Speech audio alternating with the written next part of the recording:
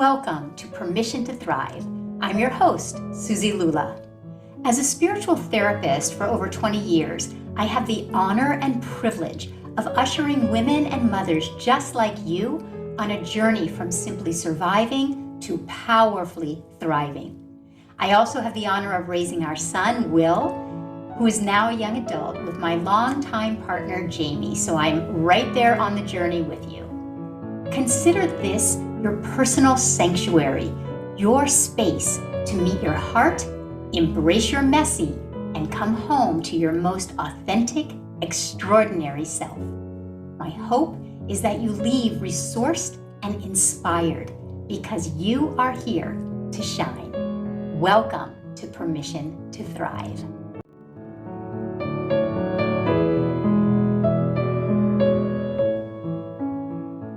Welcome everyone to this very special episode of Permission to Thrive. I'm so happy that you are all here because you're in for a really big treat. I have with me for you one of my dear friends, Mark Anthony Lord. So I'm going to formally introduce him right now. He's an expert, a master in the field and misperceptions, teachings, and power of forgiveness. Something that is underestimated in our culture that we don't really understand. So today's going to be a really deep dive. I want you just to know him as my dearest friend. You are the most loving, dear, kind, good friend. And you're also a master at what you do. So here's your formal introduction, Mark Anthony Lord. Mark Anthony Lord is an ordained minister, a versatile and accomplished spiritual leader who began his spiritual path in what he calls the dark back alleys of life, which landed him in a 12-step treatment center when he was only 24 years old. He left there 30 days later, dedicated to discovering a new God, who does not need that, and forgiving everything and everyone, even though he had no clue how to do that. This intention produced what he describes as the most fantastic miracle in his life to date, a complete healing of his traumatic sexual abuse through the power of forgiveness. This is my friend, Mark Anthony Lord. You have had a very traumatic experience. For any of you who have gone through trauma, especially sexual trauma. My husband, Jamie, has gone through sexual abuse. That is a trauma that is deep to heal. And I'm so grateful to have you on. And I just want to say to everyone listening, whether you yourself have had sexual abuse and trauma, we've all experienced baggage, trauma to some degree. So I know that this time together will be relevant for all of your relationships, most especially the relationship for yourself. So welcome, Mark. I've been so excited to have you on. Thank you, Suzi. I me too. Like since you started the podcast, I'm like, I want to be on that podcast. Yeah.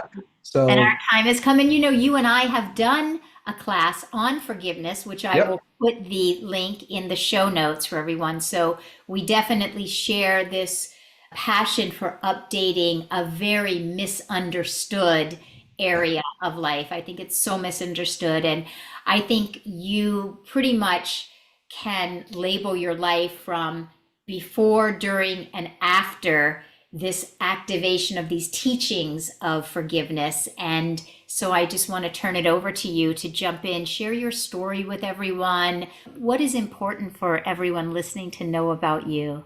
Awesome. Yeah. And I want to keep it in the lane of this idea of thriving, because it is what has been an important piece of my path. So yeah, let me do it before, during, and after. It's a good way to section it off. So yeah, my childhood was rough. It was a very interestingly, I grew up in the same town as Suzi's husband. So we have similar stories, and we grew up in the same similar blue collar, real disempowered, addictive culture. Yeah. And so I was definitely at in the throes of all of that. And I'm a gay man. So sexual abuse has two layers for me. One, an actual experience of being abused as a 6-year-old boy by the neighbor man, and then a lifetime, a daily experience of being sexually abused from the religion, from the school system, from the culture that did not acknowledge who I am as valuable and acceptable.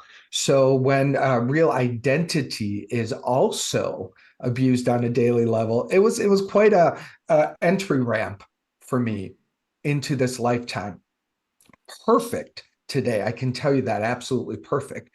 During it, survival mechanisms kick in. Our personality traits that can kind of get exaggerated to keep me safe. I was in the throes of all of that, and I had some I was very blessed to have the gift of dance and choreography as a real natural gift. So that became my career right out of college. But what was happening simultaneously as these jobs were just like coming in, I was really in the suffering of the unworthiness of the brokenness that I was hiding. So, and here's the deal. I wouldn't have named that. I didn't know that. I felt like I was doing what everybody else was doing, was, trying to build my career and be successful. But underneath it, the sabotage Uh, was happening. And for me, it really did come in the throes of sex addiction and drug addiction, and the combination of the two, which was just deadly, which was really deadly. So real quickly, like from like the downhill slope was pretty much vertical to where at 24 years old, as you mentioned, just bottomed out. And I didn't lose things of this world. Like I still was somehow maintaining jobs, although I was showing up, half-assed. And, so somehow I think I was keeping a semblance of a life together. But more importantly, inside, I was just dying. My soul And was. I, yeah, and I'm sorry to interrupt you, but I think that's what speaks to so many. And that's what makes your story to me so compelling and so relatable because I didn't experience sexual abuse, but I experienced my own trauma, as everyone listening has experienced their own traumas. And when you describe it as basically what I hear is you were functioning, even Yes. though inside of yourself you felt unworthy, you wouldn't have even labeled that. And I think that speaks to so many individuals because we're just taught be on this treadmill. We're all like seeking our careers and doing our work and raising our children and all the doings in our world that must get done. And yet, inside so many, we might not label it as, oh, this is a feeling of unworthiness. We might not identify it as this self sabotaging energy because of this unhealed trauma.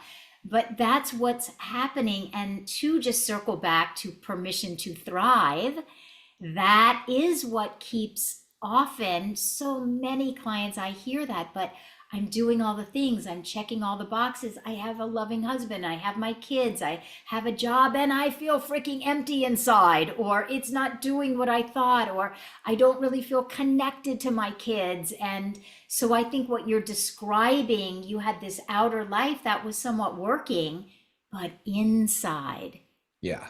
no, Yeah. was. Well, let me make it even more clear.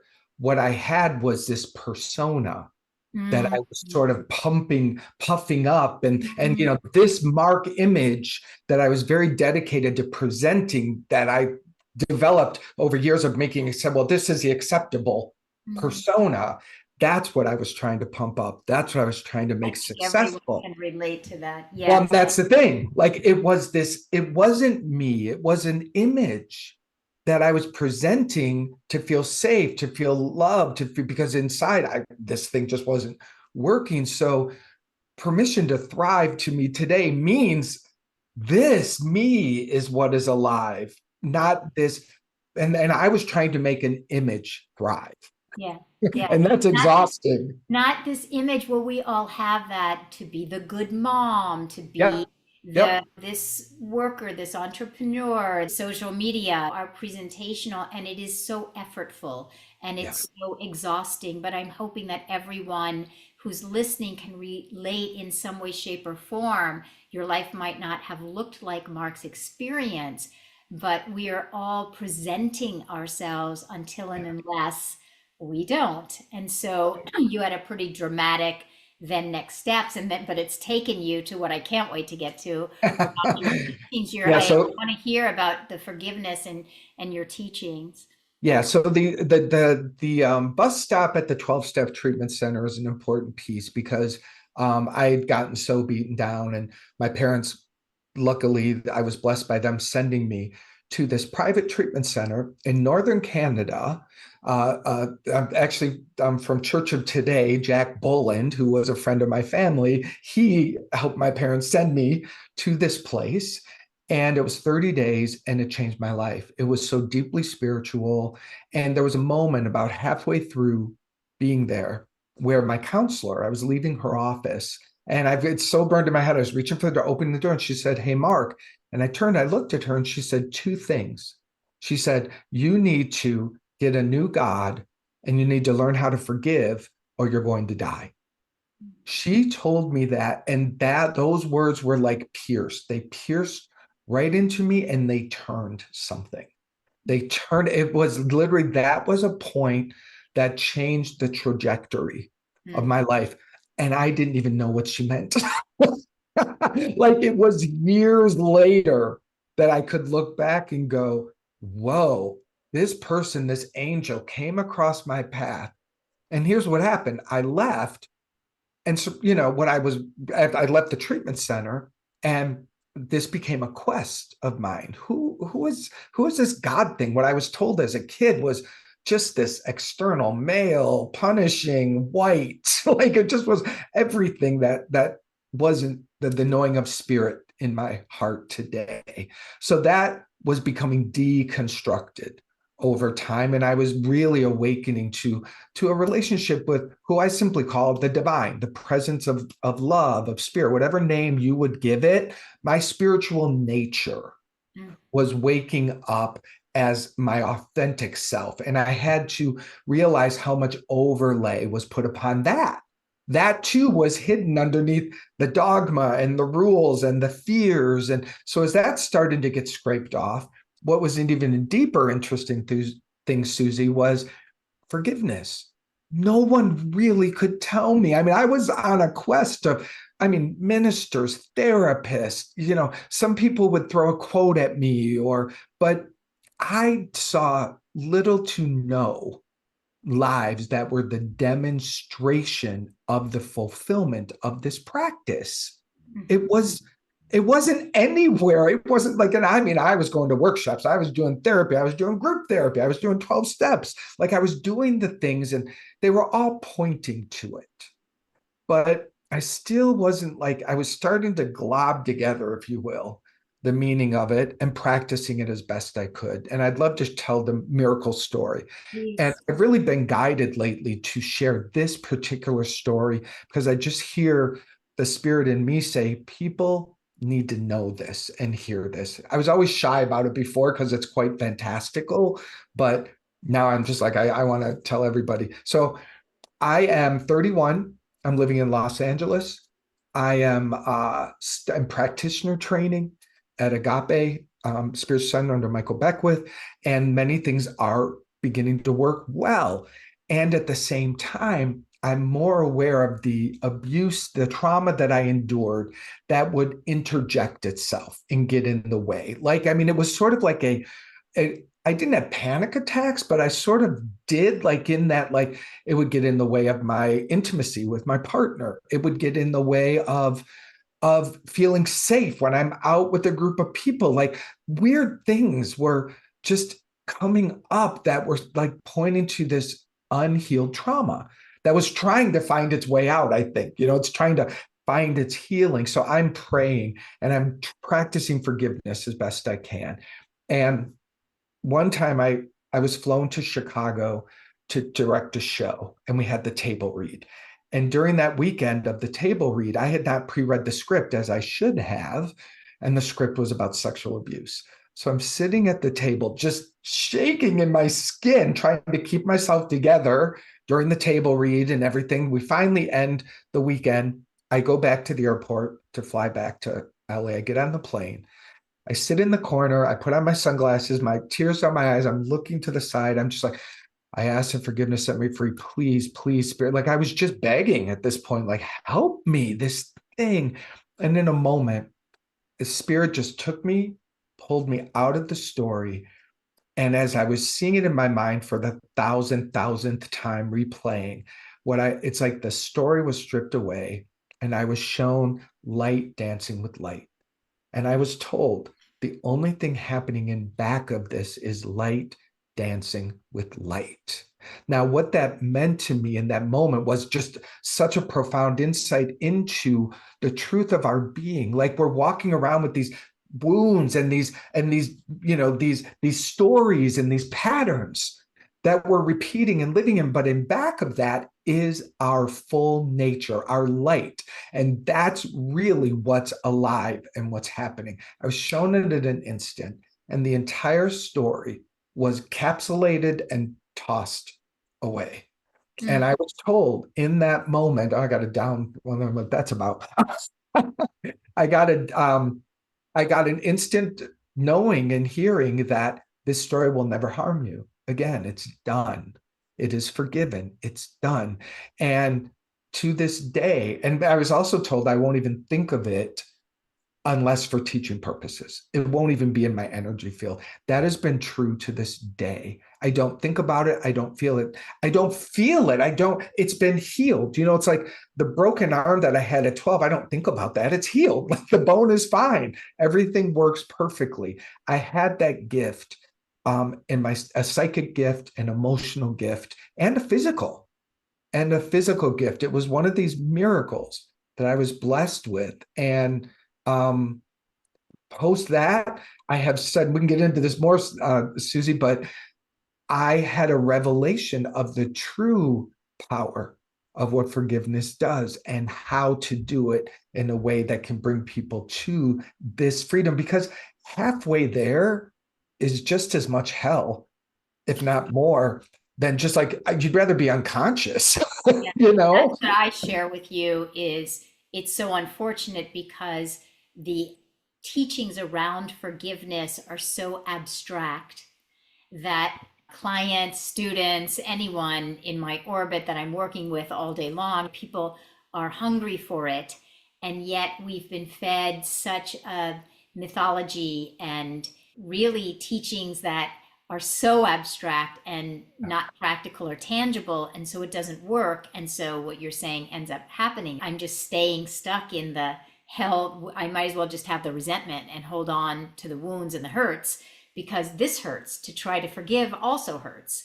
Yeah. But I really want to just dissect something that I think maybe those who are listening may be wondering about.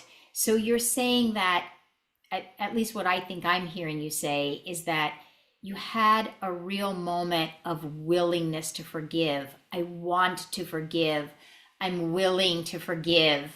And you were asking for assistance. Help Yes. me. I'm willing, help me.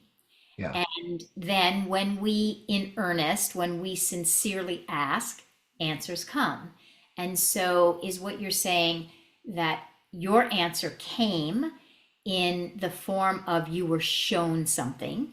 And I Yeah. love what you were shown, and I love the way you described it, that you were literally taken out of the story. Because as you Yeah. know, in my teachings, I do what I call the mountaintop process, where I literally take you out of Yeah. said trauma, story, narrative, however you want to language that. So I'm relating. So you were taken out so that you could have a different perspective. Now here comes my question. When I hear you say you saw that behind everything were two dancing lights, this is where I think people get tripped up. Is Yeah. what you're saying that you saw your abuser as a light filled being as well, and you could just see that the whole thing was too, how do you reckon that? Or am I misunderstanding even? No, you're right. You're right. And I appreciate pausing there because I have to be honest, that is the ultimate truth. Everybody ultimately is a light, a presence of love. Everyone is that. And most of us get lost in the persona that I talked about earlier, where we become something else from our wounds. We become a false self, a not me self, an ego self that is wounded and acting out and trying desperately to find its way. And many, many people who have been wounded, they rewound. That's what they do, but that's not who they are. And this whole system of abuse that is toxic in humanity will not be healed until we're ready to see everyone not as their wound and not as the actions that come from their wounds, but as the love and innocence that they are before the wound and ultimately when it's healed after the wound. I see what That you're saying. that's what I was shown. I was shown the truth of every being. Yeah. And so Every being. And so, is what you're saying that this is a dissection and a separation of an individual's behavior and outer external actions versus who they are at the core of their being? So, the being of us is innocent and light, Yes. depending on what we've gone through in life. The acting out is where the dissociation happens. And so Yes. you were shown that the individual, each one of us is innocent. And I am pausing and wanting to slow this down just because for those who have been injured and traumatized, I want everyone to hear that there's a distinction that forgiveness doesn't mean we're condoning a behavior. So what No. right? So what you were shown is that there's an individual who went off course. You're not condoning, and that's, I think, I'm sure you'll get into it when you talk about the teachings, but it's a big misunderstanding in our Yeah. culture that if I go to forgive, it means I'm condoning behavior.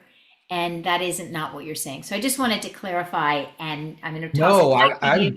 I'm saying if you forgive your healing behavior. What I was shown was a brother in spirit that needed forgiveness, that needed to be free. What I Mhm, was shown was someone who was trapped in hell. And did I want to keep this person there because it was at my expense?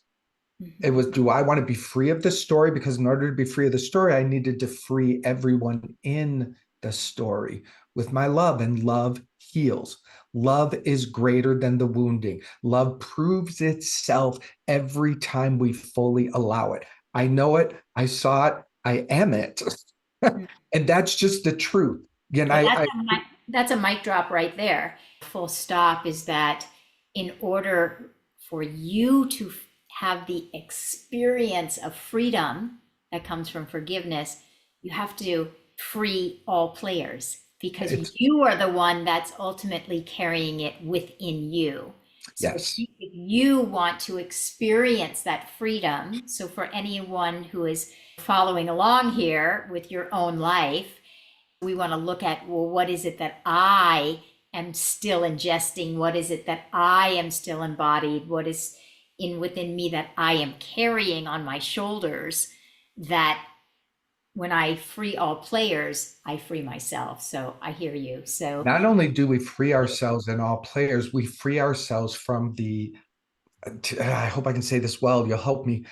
I freed myself from being a vibrational match to ever attracting that. I mean, there was an upliftment so profound in the healing. When forgiveness works, it lifts us out mm, of all of the rehashing and recycling and repeating and suffering.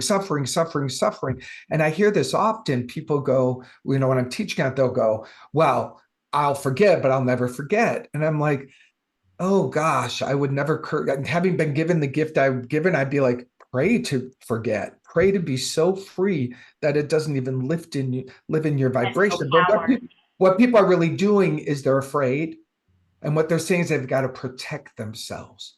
But what I want to tell you is on the other side of forgiveness, you have a protection that is not of this world. It's of your nature. It's of a power that is so much greater than your feeble attempt to build fences and walls around yourself. You know, like this is what we're given. Forgiveness gives you a power that is not of this trying to make this world work. It's transcendent. And what I'll add that we're on the story, and this was the miracle that I also want people to get is people get stuck in, I have to forgive. I have to figure it out. It's the idea of, and Einstein says you can't solve the problem at the level of the problem.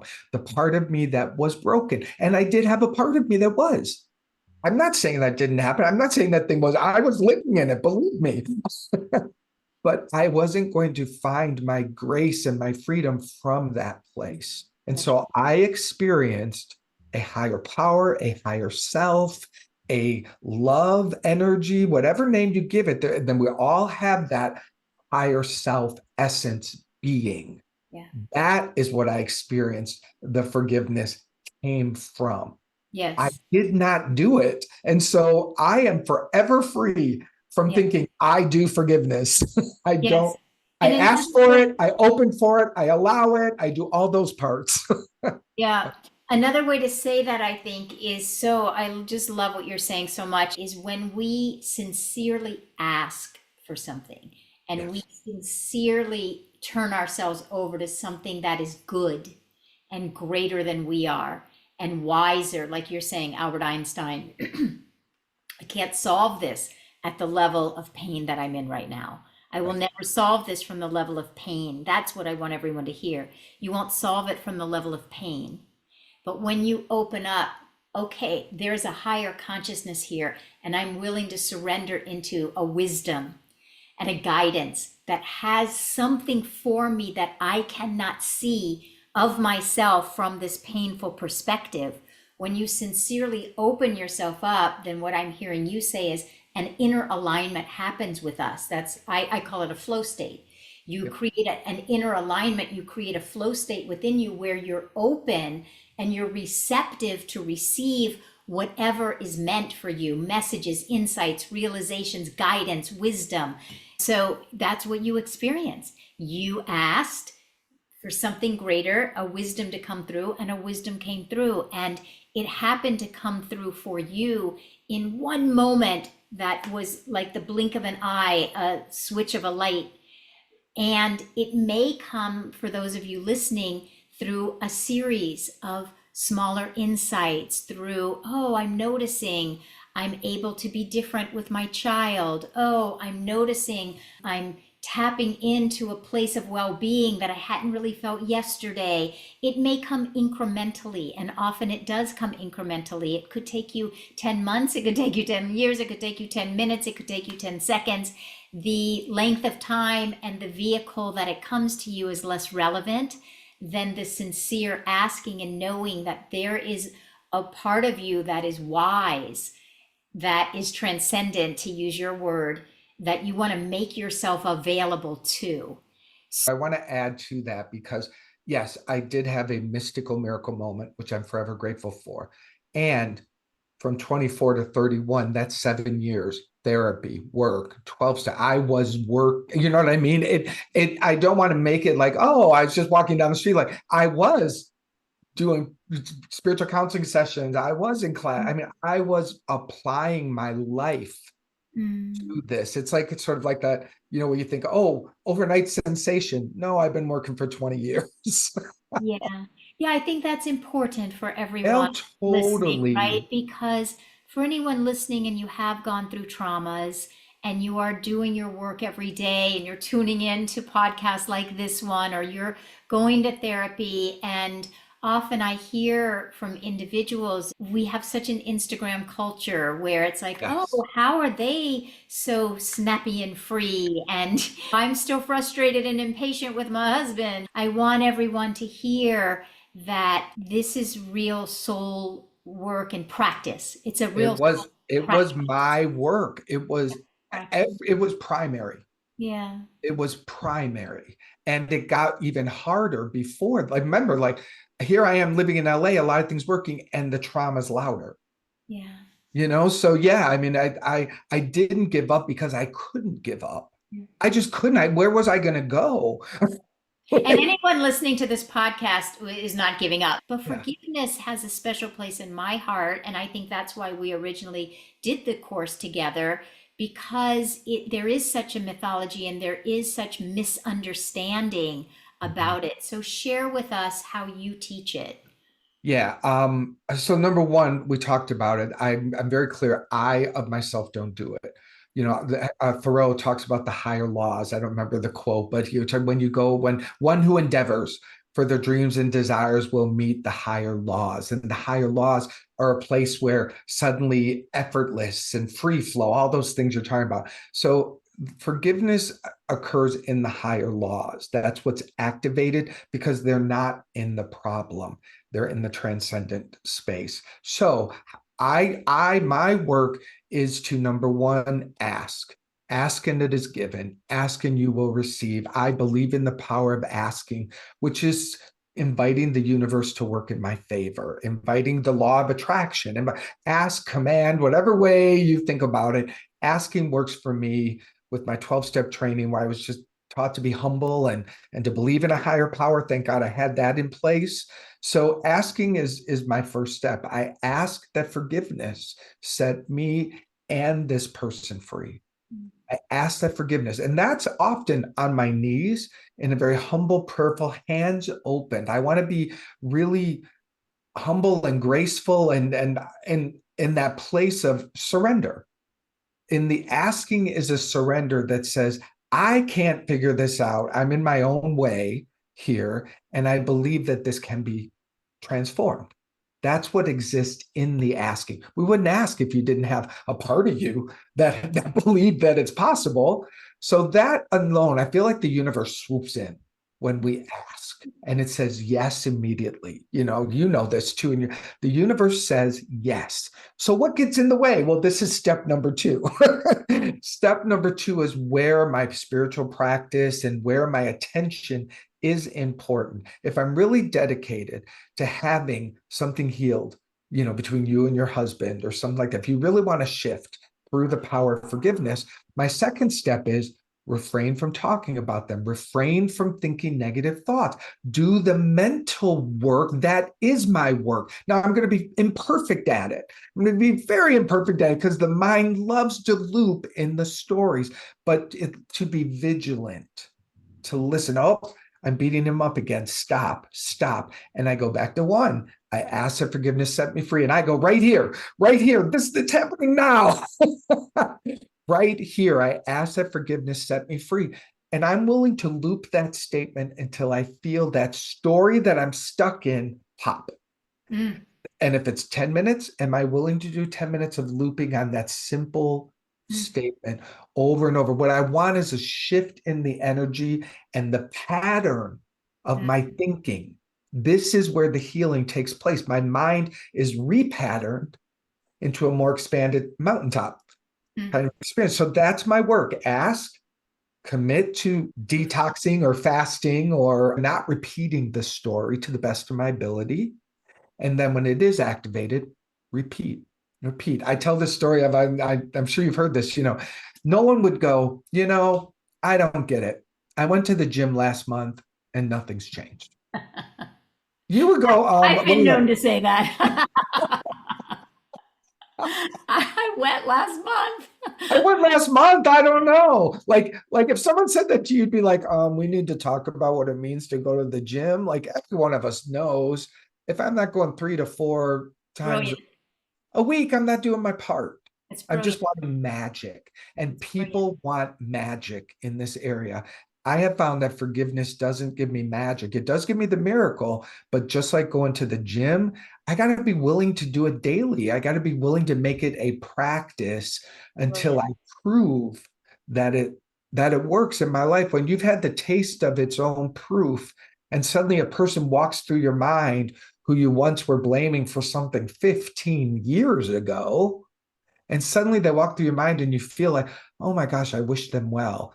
That is a clear sign that forgiveness, which simply means the story no longer is holding you hostage. It's kind of a nice, easy definition, isn't it? Yeah, I think that's brilliant because we're so taught in our culture that it should be easy breezy. And I think that is part of the mythology about forgiveness it sounds like this magical, fantastical thing that one minute I had resentment, the next minute I was free. And I love how you're breaking it down, meaning it's a practice. Forgiveness is a practice. Yeah. And so I love how you're saying, I sincerely ask. And then this second step is really brilliant because what you're saying is, yes, this experience did happen. For any of you listening, yes, the experience that you went through, it did happen. No one is denying that that experience happened and it had its repercussions. However, speaking for myself, the incident happened. It definitely had its repercussions within me, but I am attached to a narrative that is Yes. keeping me in the prison cell. I am in the prison cell by the reactivation and the retelling of the story over and over and over again. To how many people am I going to tell this story to, and how many times am I going to reactivate it in my own mind? So when you say you make a commitment to refrain and fast from the retelling of the story. And Yeah. when you find yourself retelling the story, even in your own mind, you go back to step one. Why are Yeah. you at step two? Let's go back to step one. I think because it's so simple, it's very easy to keep in your back pocket. Oh, I see. I'm telling that story. And I say this with so much compassion because there is part of telling our story that is important. If you've been hurt, Yes. if you've been hurt, it is important to tell your story, process your story with someone who is able and capable to assist you to heal. But what we're talking about is when this has become integrated into your brain wiring and brain chemistry, that it's the retelling of a wound, there comes a point when you are simply re injuring yourself, and Yeah. you are the person that is imprisoned, and you are the person that is constricted in the rest of your relationships because you're carrying this burden that is no longer yours to carry. And so Yeah. by reframing from telling the story, and I know I've had some trauma and healing with my own relationship with my mom, and I know that now that I'm on the other side of it, it it pains me to even speak about her in the way that I used to speak about her because I see it so differently now. I To your point, I see that she's an innocent, beautiful, loving, light-filled being Light. who Light. had Yeah. her own wounds and didn't know better and inflicted those wounds upon me. I don't deny that. But Yeah. my eyes now see my perspective, my expanded consciousness and awareness sees that we are two equal souls, both light filled, both hurting, both projecting at times, both shining at times. And so I think what you're saying is very doable, it's practical, it's real, it's tangible. Yeah. And I want to add, backing up to what you pointed out around honoring your experience. I heard someone say this, and I think it's gold. It got it instantly. He said, there are real victims in the world. There absolutely are. But if everyone is singing their repeat victim story, how are we going to find the ones that we really need to help? And that spoke to me because that's the difference between, yeah, someone does when they're in it, they need to tell it, they need to cry it, they need to be witnessed and validated. But then there are people like me who get to a point where it's like, I'm just looping this as a habit. Yeah. And you're Like your own I'm thing. recreating a victim story about me and my life. That's where forgiveness can really do profound work? Right, because I realized that I was looping and repeating something and it was getting in the way of my current relationships. If I'm carrying a narrative Exactly. about my old relationship with someone, it's getting in the way of my current ability to create intimacy and deep connection. It's Yeah. getting in the way. And so if you're listening and you're noticing, oh, I see that thing, I see how it is currently getting in the way of my Yes. relationship with my children, getting in the way of my relationship with my partner, getting in the way of my career aspirations, of my dreams, of my thriving life, of my ability to blossom and flourish, then you look and you say, oh, might it be that there is a place that I'm carrying on my back and it's a burden now. And through this practice that you've so beautifully taught us, you can free yourself. That is what I have learned about forgiveness ultimately. When I learned how to separate that, I'm not judging nor condoning anyone else. I'm not condoning a, a quote bad behavior. I'm not condoning it. I'm simply saying, this is what happened to me. And I see now that it happened 20 years ago, but I'm still carrying its burden in my consciousness. So my consciousness is now constricted because I'm carrying something heavy. So to me, forgiveness is the setting of myself free. And Absolutely. right, it's just when I can set Absolutely. myself free, oh, then I have the eyes to see, oh, that person was wounded as well. But really, it started for me in a way, quote, selfishly, because I realized I'm burdened. My relationships are being impacted. I want to be free.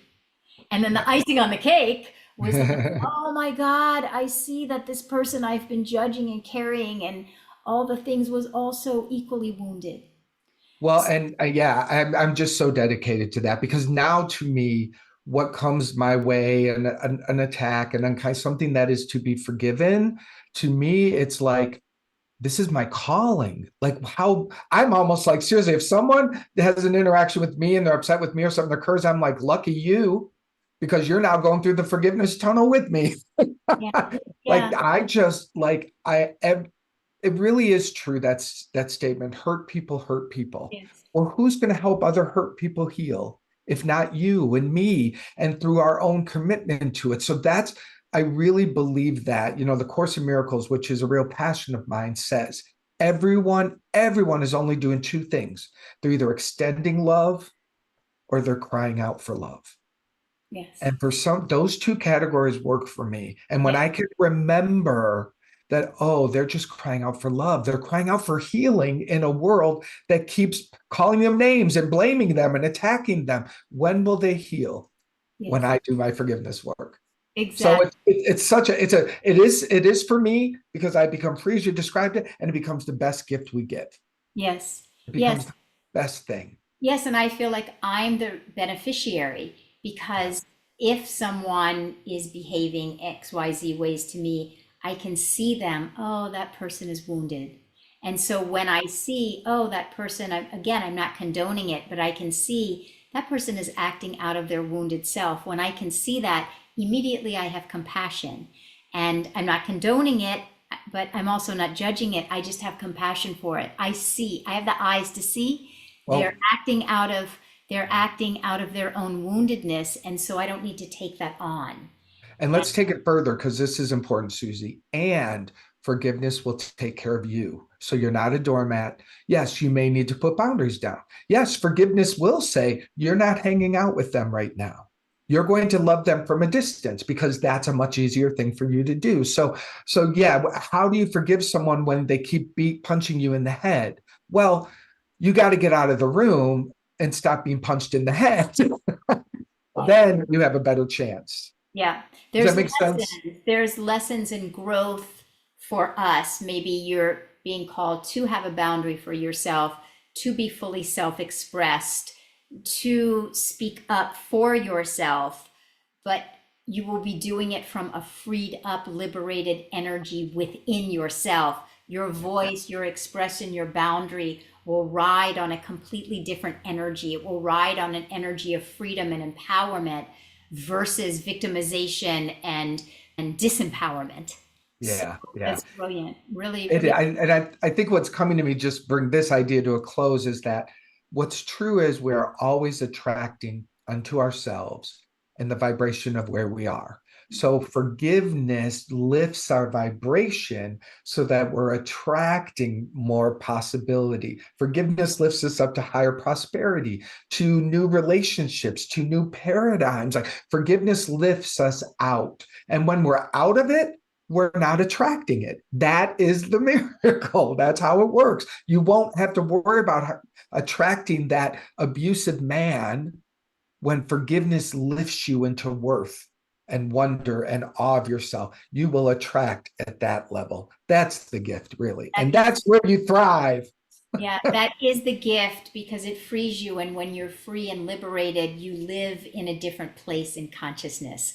You live in Yes. that place where I'm connected to my worth. And so that's a perfect full circle close for us because it's my passion around doing the podcast is I know that every single one of us, every single one of you listening, you simply want to live the time that you have in life with the greatest quality of life and blossoming and flourishing and have rich relationships and to know your own sense of worth and enoughness and prosperity and abundance and to be able to live that joyful, inspired life. So it couldn't be more of a perfect close and full circle. And I'm so grateful. Thank you for sharing so transparently and so authentically around your journey. And you have such a succinct but deep and powerful way of sharing and articulating your teachings. And Oh, this is why I love anything Mark Anthony Lord oriented. And for those of you who want a deeper dive into this, the first deep dive is that Mark and I do have an online course, and it's amazing. We get such great feedback. It's a self-paced course, but we get such great feedback. We take you through in a few simple hours. You get a really deep experience of forgiveness. So that's one place you can look in the show notes. Very reasonable. Go dive in, have Mark and I as your guides, and then mm. tell us where people can find you. I'll have everything also in the show notes, of course. But what are you up to and where can people find you? Yeah, thank you. So my website's markanthonylord.me. So that's where you'll see some of my offerings. I do a couple things now. I've got twice a month. I do what's called an Ascension Circle, and that is a free gathering. Over the past couple of years, I've really, through my spiritual growth and experiences, I've really opened um, to a flow of light and wisdom and more of a. It is a channeling. I still am funky with the word, but it's a Wow. flow. It's a flow. And so I have an ascension circle. People come, there's a message, there's a healing practice that flows through me that I give to everyone there. So you'll get a real experience of what it's like to have a guided healing experience through me leading that. I also do one-on-one sessions if anyone's interested in a more in-depth healing experience, then I offer those, and they're on my website. That's phenomenal. So at the risk of going long here, if anybody needs to go, you can go. But at the risk of one more story, because you said the word channeling is still kind of new to you coming out of your mouth, I want to tell everybody a story because you are incredible. Channeling means that you just get out of the way and let this wisdom come through. So I want everybody to hear this story about us. So we were talking one day on the phone. I don't exactly remember how it came about, but you started feeling both my mom's presence and my dad's presence. Maybe it was at two different times. But I have to say to all of you listening, and you never met my mom nor my dad, and you had this way of describing my mom of like, well, she's just very practical. She's just saying what it is. I mean, if anybody who knew my mom, that is exactly my mom. She's just very practical. But then with my dad, I'll Mm. always remember you said, okay, I feel really insecure about saying this out loud. This is going to sound so crazy, so wacky. But you said, I see your dad on a golf course. So anybody that knows my dad golfed every Sunday of his life from the time I was born and before until my dad passed. Mm. And anyone who knows my dad just knew he was very at home, not only on a golf course, but it was the trees and the nature. And that just so encapsulated the spirit of my dad, the the Yeah. quietness of the trees, the wisdom of nature, the expansiveness of being outdoors. And so, for anyone who is just interested, I just have to say you have to check out Mark because you are Mm. so humble about it, but you're so the real deal about it as well. Oh, So thank you. I Thank you. could That not, was I could not that share that. that was a magical one because I did not know your dad was a golfer. I didn't know a single thing about your father. And yeah, and that those are I'm so grateful for those moments because they confirm that we are connected, that what we do spiritual healing really is powerful. It's everything to me. So Yeah. Well, thank you so much for being here. Thank you all for listening. May you have many, many takeaways this week. May you find yourself contemplating and grappling and being Mhm. introspective, untangling, unpacking some of this. Have this fill your week. And then I will see you all next week. Give yourself Mhm. permission to thrive. Much love Thank and you. thank you, Mark. Love Peace you. and love, everybody. Peace and love.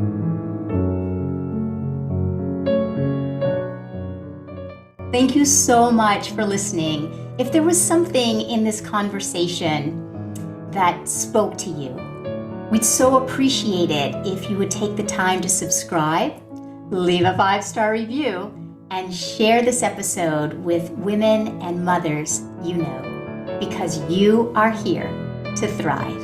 See you next time.